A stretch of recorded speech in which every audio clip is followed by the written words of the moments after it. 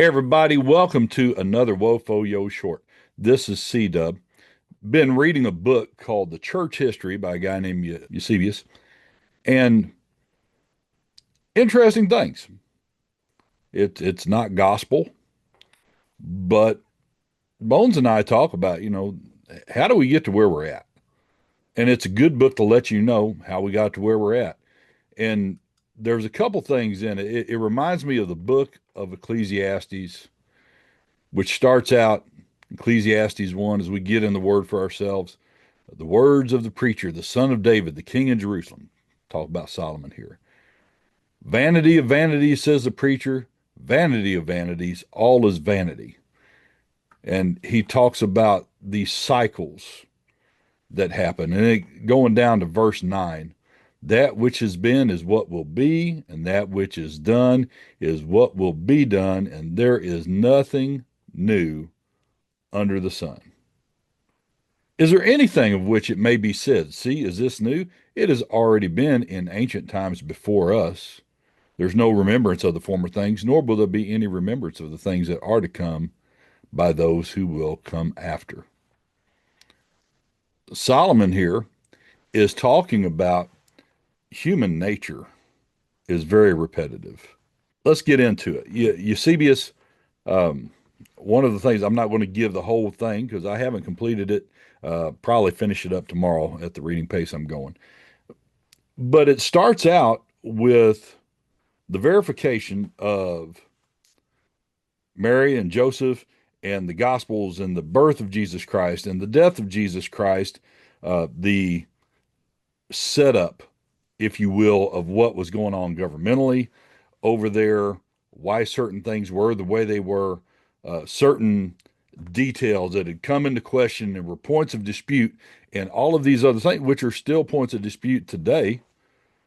If you get into the Bible scholar world, which again, a lot of it is vanity of vanities, all is vanity because it don't amount to a hill of beans. Tell you the truth on a lot of these things when it comes to personal faith. Bones and I often quote a Benny Hinn statement that a man with an experience is never at the mercy of a man with an argument. That being said, it gets into what happens immediately after the death, burial, and resurrection of Jesus. It gets to talking about how things were set up and what happened in certain areas. There's a lot of Roman politics because that affects things. There's a lot of um, Jerusalem politics, politics that were going on in Israel, or as it was known, Palestine, by the Romans.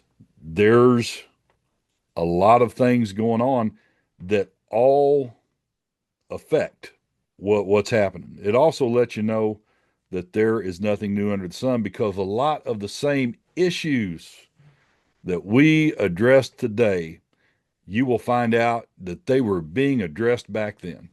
And one of the things that I see is that it goes from being a power gospel at times to being so worried about people's doctrine that doctrine becomes the main focal point quite often rather than the relationship with Christ and the power. The power is demonstrated very, very differently in these books and what is considered the power of the gospel versus what Jesus was doing and versus what the apostles were doing in the book of Acts. So there's a different flavor. I will tell you this, I don't want to hear anybody just because you get your feelings hurt talk about martyrdom and you're suffering for Jesus. Bullshit. Read this. You have no idea what martyrdom looks like until you read books like this, books like Fox's Book of Martyrs, and then you see what true martyrdom looks like. Hurt feelings is that's not martyrdom. You losing your job because you're a Christian, now you're starting to get into it, but still, compared to what those people went through, compared to what our predecessors went through, early on in the first century. And then by the time you get to the late 200s, early 300s, it gets real. It gets very, very real. And I would encourage y'all to read the book. Bones and I have bought a copy that is basically annotated. Parts of it are condensed because Eusebius in the original gets repetitive. So there's some statements that are streamlined uh, to be a little bit more coherent, but has lots of photos of where all this stuff happened.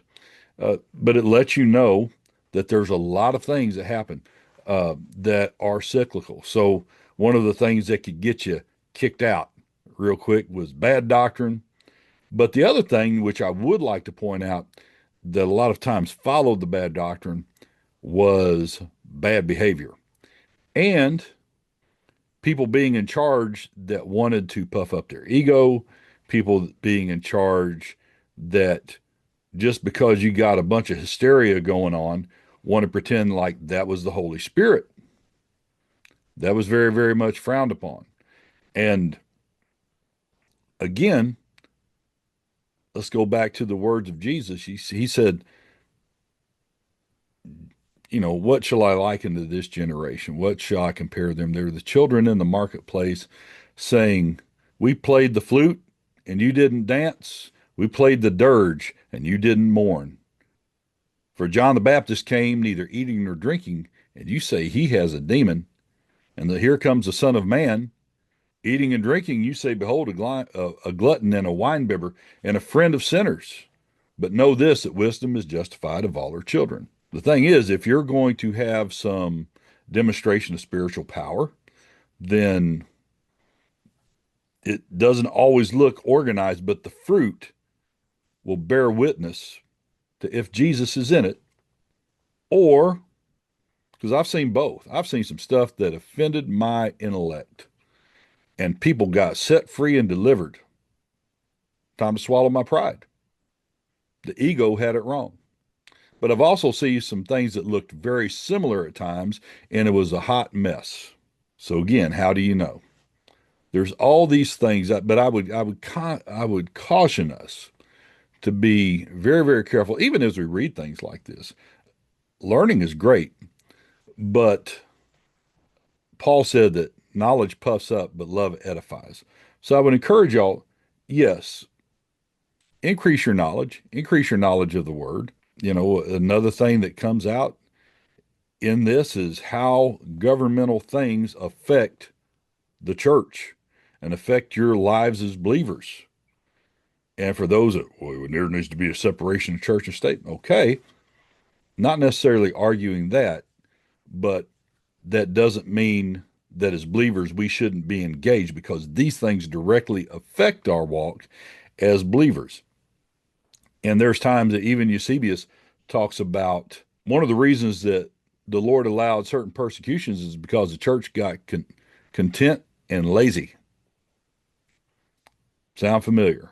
With all the knowledge, know that knowledge puffs up, but love edifies. So walk in love more so than you increase your knowledge. Make sure you don't let that bring you into vain repetition and pride, but even more so, grow in the Holy Spirit, grow in that relationship with Christ, and get in the Word for yourself. Love your fellow man, demonstrate the love of Christ, demonstrate the integrity of Christ.